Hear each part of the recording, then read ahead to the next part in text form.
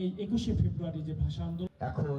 এই শহীদ মিনার প্রাঙ্গণে যে সমস্ত বইমেলা উপলক্ষে স্টলগুলো দেওয়া হয়েছে, সেই শহীদ স্মরণে আলোচনা সভায় সম্মানিত প্রধান অতিথি মহোদয় জনাব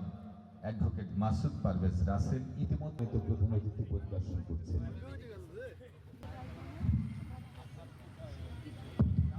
আমরা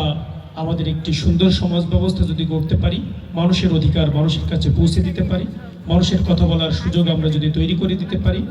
ধর্ম বর্ণ নির্বিশেষে, দলমত নির্বিশেষে আমরা যদি আমাদের একটি মাদকমুক্ত, চাঁদাবাজ মুক্ত, সন্ত্রাস মুক্ত আমরা এলাকা গড়ে তুলতে পারি, তাহলেই প্রকৃতপক্ষে আমাদের ভাষা সৈনিক যারা ছিলেন তাদের প্রতি শ্রদ্ধা নিবেদন হবে, তাদের প্রতি প্রকৃত অর্থেই তাদেরকে স্মরণ করা হবে। আমরা আমাদের এই ভাষা শহীদদের স্মরণে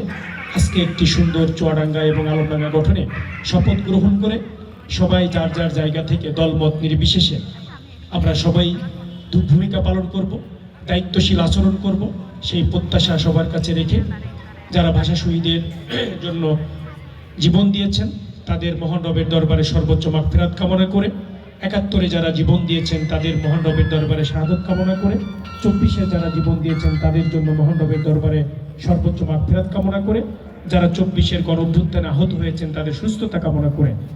আজকের এই প্রোগ্রামের অ্যারেঞ্জ করার জন্য উপজেলা প্রশাসন সহ সকলকে আন্তরিকভাবে ধন্যবাদ এবং মোবারকবাদ জ্ঞাপন করে আগামী চুয়াডাঙ্গা আলমডাঙ্গা গঠনে সবাইকে একসাথে চেয়ে আমার কথা এখানে শেষ করছি। সবাই ভালো থাকবেন। বাংলাদেশ জিন্দাবাদ।